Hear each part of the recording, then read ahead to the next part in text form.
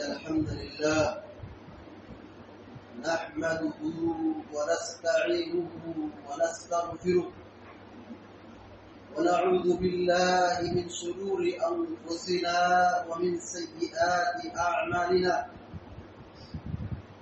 من يهده الله فلا مضل له ومن يضلل فلا هادي له وأشهد أن لا إله إلا الله وحده لا شريك له وأشهد أن محمدا عبده ورسوله أما بعد فإن خير الحديث كتاب الله وخير الهدي هدي محمد صلى الله عليه وسلم وشر الأمور محدثاتها وكل محدثة بدعة وكل بدعة ضلالة وكل ضلالة في النار. أعوذ بالله من الشيطان الرجيم. يوم نقول لجهنم هل امتلأت وتقول هل من مزيد وأزلفت الجنة للمتقين غير بعيد هذا ما توعدون لكل أواب حفيظ من خشي الرحمن بالغيب وجاء بقلب منيب ادخلوها بسلام ذلك يوم الخلود لهم ما يشاءون فيها ولدينا مزيد. وقال جل وعلا في مقام آخر وجوه يومئذ باسرة تظن أن يفعل بها فاقرة. وقال في مقام آخر وجوه يومئذ عليها غبرة. وقال النبي صلى الله عليه وسلم ما زال الرجل يسأل الناس حتى يأتي يوم القيامة ليس على وجهه مضعة لحم متفق عليه.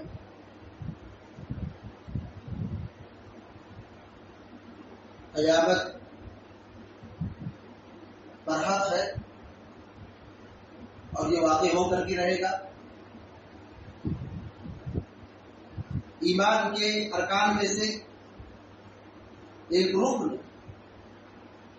آخرت کے دن پر ایمان اور یقین رکھنا ہے. یعنی اللہ تبارک و تعالی سارے انسانوں اور جناتوں کو دوبارہ زندہ کرے گا اور ان سے حساب و کتاب دے گا.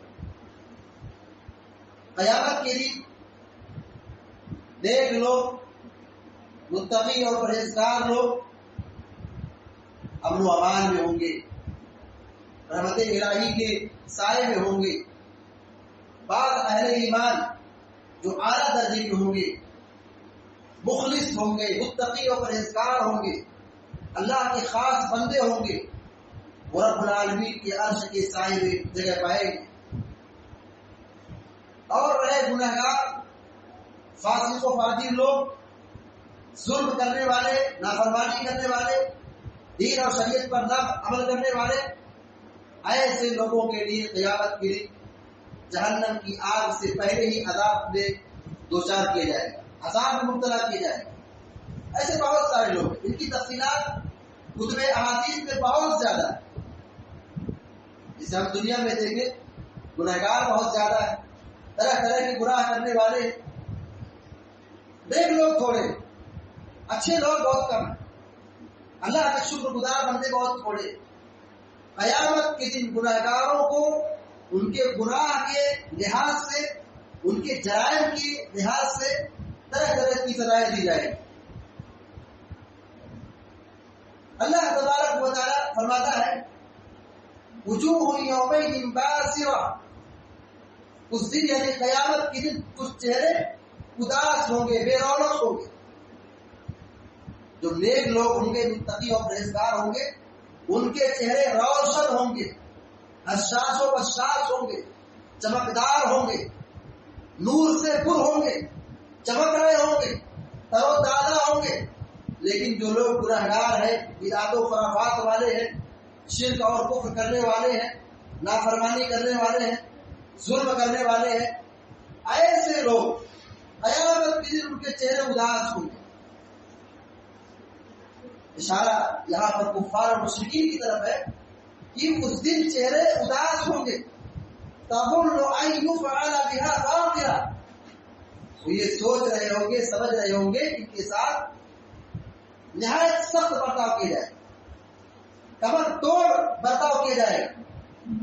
یہ جگہ اللہ تعالیٰ فرماتا ہے وجوہ یومئذ علیہا غبرہ ترہقها قترہ، اس دن قیامت کے دن کچھ لوگوں کے چہرے گرد آلود ہوں گے، بے رونق ہوں گے، دیکھنے میں برے لگیں گے، ان کے چہرے پر ذلت و رسوائی ظاہر ہو رہی ہوگی۔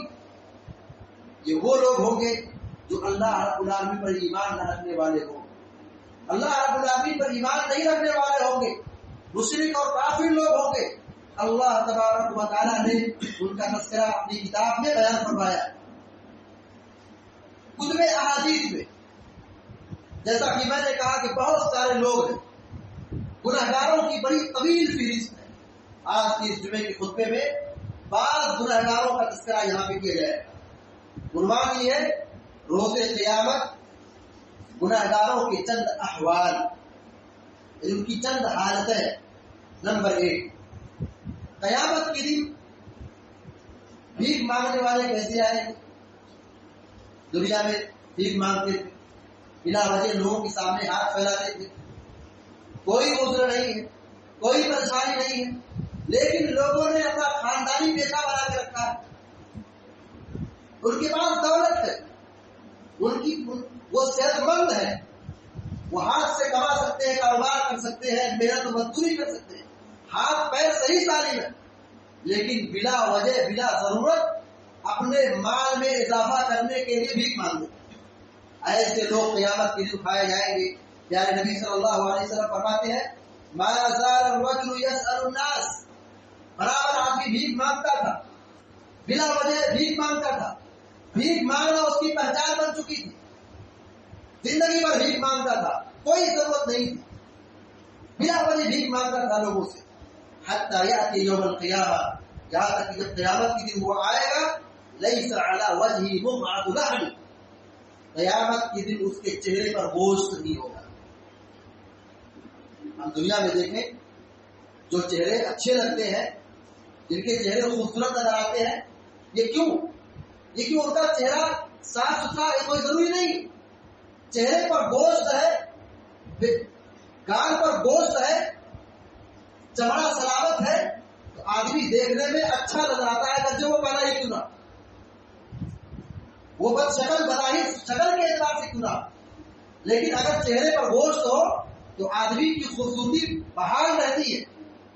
لیکن قیامت کے دن ایسے لوگ جو بھیک مانگنے والے ہیں اٹھائے جائیں گے، زندہ کیے جائیں گے، حشر کے میدان میں جمع کیے جائیں گے، ان کے چہروں پر گوشت نہیں ہوگا۔ کیوں؟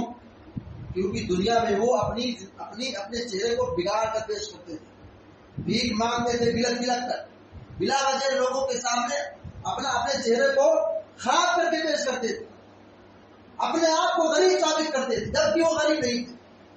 آج مسلم بستیوں میں، مسلم علاقوں میں ایسے بھکاریوں کی کثرت ہے، بہت افسوس کا مقام، بہت افسوس کا مقام، بھکاریوں کی کثرت، کوئی مجبوری نہیں، کوئی مسئلہ نہیں، کوئی ضرورت نہیں، بس بلا وجہ پیش ہوا بھکاری بنے ہوئے ہیں اور لوگوں کے سامنے ہاتھ پھیلا رہی ہے۔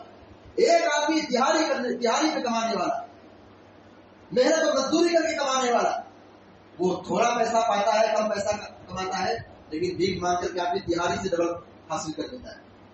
قیامت کے دن یاد رہے کہ لوگوں سے بھیک مانگنا، ناجائز طریقے سے مال مانگنا، اور یہ جائز نہیں ہے، یہ حرام کمائی ہے، یہ حرام طریقہ ہے۔ ایسے لوگ قیامت کے دن زندہ کیے جائیں گے، حشر کے میدان میں جمع کیے جائیں گے، ان کے چہرے پر گوشت نہیں ہوگا۔ اسی طریقے سے جو دنیا میں زمین ہڑپنے والے، زمین ناجائز طور پر قبضہ جمانے والے ہیں، تھوڑا ہی کیوں نہ، ایک بالش کیا قیمت بن سکتی ہے؟ 1 فٹ سے بھی کم، آدھا فٹ۔ اگر کوئی شخص ایک بالش، یعنی انگوٹھے سے چھوٹے انگلی کے درمیان جو فاصلہ ہوتا ہے، اتنی بھی معمولی زمین اگر وہ ناجائز طور پر قبضہ جما لیتا ہے، قیامت کے دن بہت بڑے عذاب کا باعث ہوگا۔ نبی کریم صلی اللہ علیہ وسلم فرماتے ہیں، من ظلم قید شبر من الارض، جو کسی کی زمین کو ایک بالش کے برابر بھی زمین قبضہ کر لیا، ظلم نے لیا، یعنی نبی صلی اللہ علیہ وسلم فرماتے ہیں، طوقه من 7 اراضین، قیامت کے دن 7 زمینوں کا طوق پہنا دیا جائے۔ یہ روٹے کھڑے کرنے والی روایت، 7 زمینوں کا بوجھ جس پر لاد دیا جائے گا۔ آدمی اپنی پیٹھ پر 50، 60 اور 100 کلو کا وزن نہیں اٹھا سکتا ہے، اس کے سر پر 100 کلو کا وزن لاد دیا جائے، عام آدمی اس کو اٹھا نہیں سکتا، بیٹھ جائے گا۔ یاد رہے قیامت کا دن کتنا خطرناک ثابت ہوگا اس کے لیے، کتنی ذلت و رسوائی اور کتنے بڑے عذاب کا سامان ہوگا۔ اس 7 زمینوں کا طوق پہنا دیا جائے گا، یہ بہت بڑا عذاب ہے۔ دنیا میں جو کسی کی زمین ناحق طریقے سے قبضہ جمانے والے تھے، لوٹنے والے تھے، ٹکانے والے تھے، ہڑپنے والے تھے، وراثت میں حق مانگنے والے تھے، اپنے بھائی کا حق آ رہا تھا، اپنی بہن کا حق آ رہا تھا، نہیں دے رہے تھے، بیوی کا حق بنتا تھا، نہیں دے رہے تھے، ظلمن ناجائز طریقے سے اپنے کسی بھائی کی زمین کو یا کسی کی زمین کو ہڑپنے والے، قیامت کے دن یاد رہے گا عذاب بڑا خطرناک ہوگا، 7 زمینوں کا طوق پہنا دیا جائے گا۔ اسی طریقے سے قیامت کے دن گنہگاروں کے احوال میں سے ایک وہ لوگ ہیں جو ظلم اٹھانے والے، قیامت کے دن ظلم ظالموں کو اٹھایا جائے گا، وہ اندھیرے میں ہوں، تاریکی میں ہوں۔ ظلم یہ تاریکی کا سبب بنتا ہے، اور ظلم و ظلمات یوم القیامہ، نبی کریم صلی اللہ علیہ وسلم فرماتے ہیں قیامت کے دن ظلم یہ تاریکی کا سبب بنے گا، یعنی ظالموں کو جب اٹھایا جائے گا وہ اندھیرے میں ہوں گے۔ قیامت کے دن نور کی ضرورت پڑے گی، روشنی کی ضرورت پڑے گی۔ اہل ایمان، اہل تقوی، متقی، پرہیزگار بندے، اللہ کے نیک بندے نور میں ہوں گے، روشنی میں ہوں گے۔ لیکن جو ظلم ڈھانے والے ہیں، ظلم کرنے والے ہیں، ستانے والے ہیں، دوسرے پر ظلم ڈھانے والے ہیں، قیامت کے دن ان کے لیے یہی ظلم تاریکی کا سبب بن جائے، اندھیرے میں ہوں۔ دنیا میں آدمی ظلم کر کے اپنے پڑوسی کو اس کی زندگی تاریک بنا دیتا ہے، جب ظالم کسی پر ظلم ڈھاتا ہے، مظلوم کی نگاہوں کے سامنے اندھیرا چھا جاتا ہے۔ ایسی ہی قیامت کے دن وہ اندھیرے میں رہے، جو دنیا میں کسی کی زندگی کو اندھیرے میں ڈالے، تاریکی میں ڈالے، نقصان میں ڈالے، تباہی میں ڈالے، قیامت کے دن وہ چین اور سکون کی سانس نہیں لے سکتا ہے۔ ظالموں کو اللہ تبارک و تعالیٰ اندھیرے اور تاریکی میں رکھے گا۔ قیامت کے دن گنہگاروں کو جب اٹھایا جائے گا، ان میں سے ذمہ دار حکمران جو اپنی رعایا کا، اپنے ماتحتوں کا خیال نہیں رکھنے والے ہیں، ان کا حق ادا نہیں کرنے والے، بادشاہ ہے، ذمہ دار ہے، حکمران ہے، لیکن اپنے ماتحتوں کا خیال نہیں رکھتے تھے، دھوکہ دیتے تھے، کرپشن کرتے تھے، لوٹتے تھے، اپنی رعایا پر سختی کرتے تھے، اور اپنے رعایا کا اور اپنے سماج کا، عوام کا خیال نہیں رکھتے تھے. ایسے لوگوں کو قیامت میں اٹھایا جائے گا. اللہ اکبر، کتنی بڑی رسوائی. دنیا میں آدمی اپنا جھنڈا لے کر کے اپنے ملک اور اپنا نام روشن کرتا ہے کہ میں فلاں آدمی جہاں جاتا ہے اس کا جھنڈا اٹھایا جاتا ہے. قیامت کے دن اس کے جسم کے پچھلے حصے پر جھنڈا لگا دیا جائے گا. یعنی نبی صلی اللہ علیہ وسلم فرماتے ہیں لِكُلِّ غَادِرٍ لِوَاءٌ عِندَ اسْمِهِ يَوْمَ الْقِيَامَةِ، ہر غدار کو، ہر ظالم، ہر حکمران، ہر حاکم جو غداری کرنے والا ہے، اپنی رعایا کا خیال نہیں رکھنے والا ہے، اپنے عوام کے ساتھ ان کا حق ادا نہیں کرنے والا ہے، قیامت کے دن ایسے ذمہ دار کو، حکمران کو اٹھایا جائے گا. ہر ذمہ دار کی جسم کے پچھلے حصے پر، پچھلی شرمگاہ پر جھنڈا ڈال دیا جائے گا. یہ پہچان ہوگی، یہ جھنڈا شناخت ہوگی. یہ دنیا میں بڑا آدمی تھا، ملک کا سربراہ تھا، حکمران تھا، ذمہ دار تھا، مگر اس نے اپنی ذمہ داری کو ذمہ داری نہیں سمجھا. اپنی کرسی کو اپنے لیے استعمال کیا. اپنی کرسی کو اور اپنے منصب کو اور اپنی اقتدار کو، اپنی سیاست کو، اپنی قوت کو اپنی ذات پر خرچ کیا. اپنے عوام پر، اپنی رعایا پر کچھ بھی اس کا حق ادا نہیں کیا. یاد رہے کہ ایسے ذمہ دار، ایسے حکمران قیامت کو سخت حساب دینا پڑے گا، بہت سخت حساب دینا پڑے گا. قیامت کے دن کی رسوائی ایسے ہوگی کہ ان کے جسم کے پچھلے حصے پر جھنڈا گاڑ دیا جائے گا. یہ پہچان ہوگی، لوگ دیکھ کر کے پہچان جائیں گے. جیسے دنیا میں جھنڈے سے لوگوں کو پہچانا جاتا کہ اس ملک کا حکمران ہے، حاکم ہے، فلاں ہے، فلاں ہے. ایسے ہی قیامت کے دن لوگ پہچانیں گے کہ یہ فلاں آدمی حاکم تھا، ذمہ دار تھا، مگر اپنی رعایا کا خیال نہیں کیا، غداری کی، دھوکہ کیا. اسی طریقے سے قیامت کے دن جو گنہگاروں کو اٹھایا جائے گا، ان کی حالتوں میں سے ایک حالت یہ بھی ہے جو قومی املاک کا مالک بنے، ذمہ دار بنے.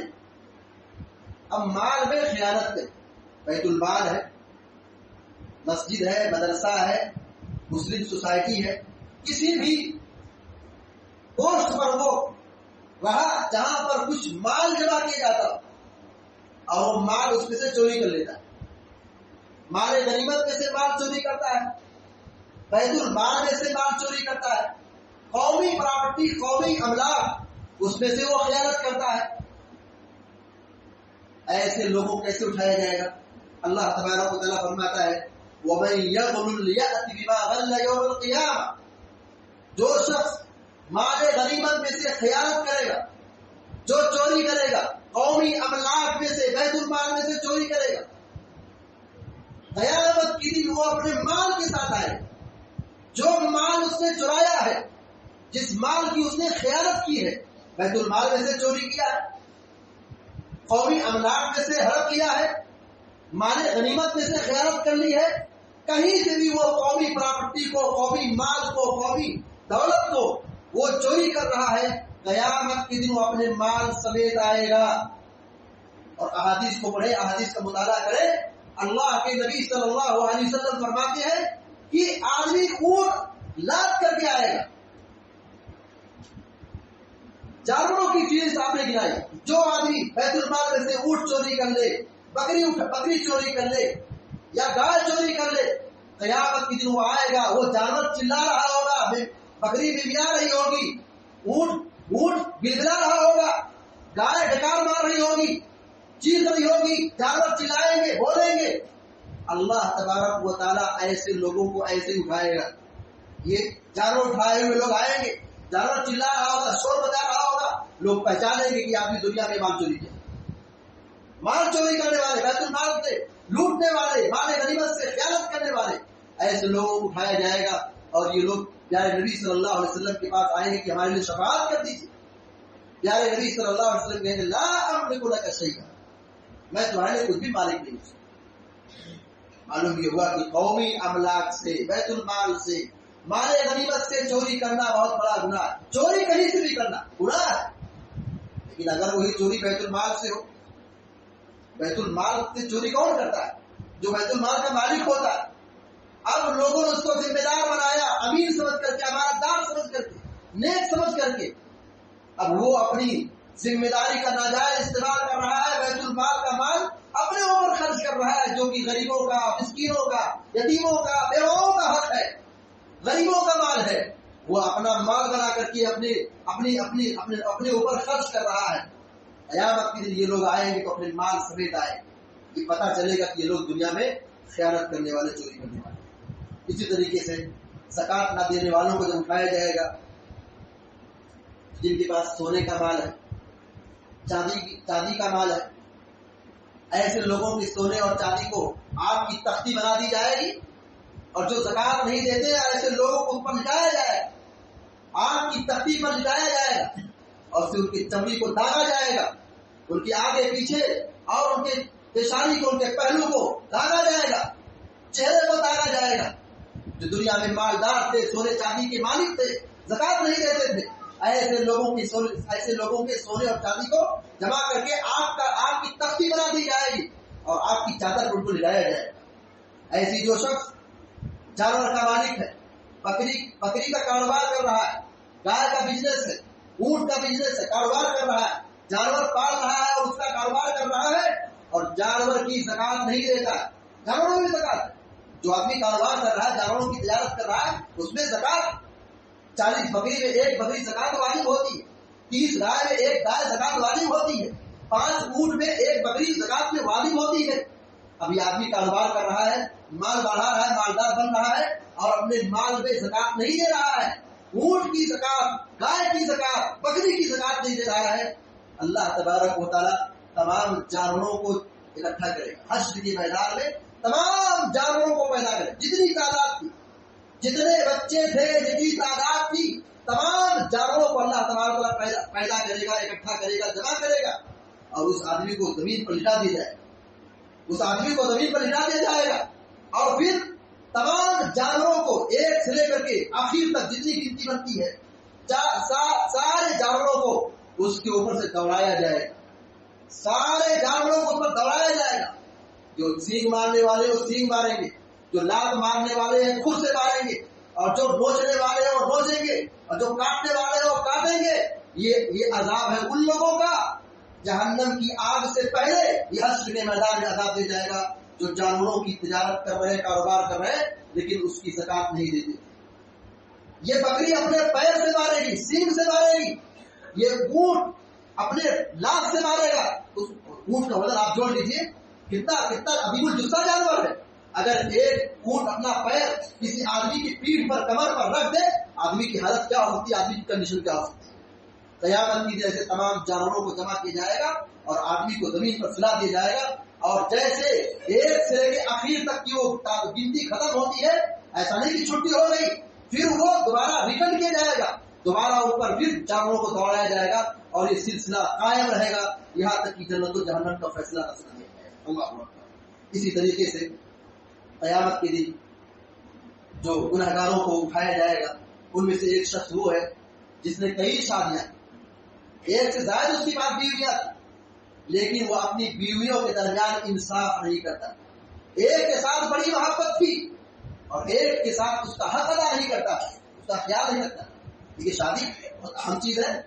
آدمی ایک شادی کرے، 2 شادی کرے، 3 عورتیں شادی کرے، 4 بیویاں رکھے، جائز ہے، لیکن صرف جائز نہیں، ایسا نہیں ہے. شادی کرنا صرف کمال نہیں ہے، شادی کرنے کے بعد اپنی بیویوں کے درمیان انصاف کرنا ہی ضروری ہے. اسی لیے شریعت میں تعلیم دی گئی ہے، اگر انصاف کی طاقت نہیں ہے، انصاف کرنے کی اہلیت نہیں ہے، صلاحیت نہیں ہے، ایک ہی بیوی پر اکتفا کرو، ایک ہی شادی کرو، ایک ہی بیوی رکھو.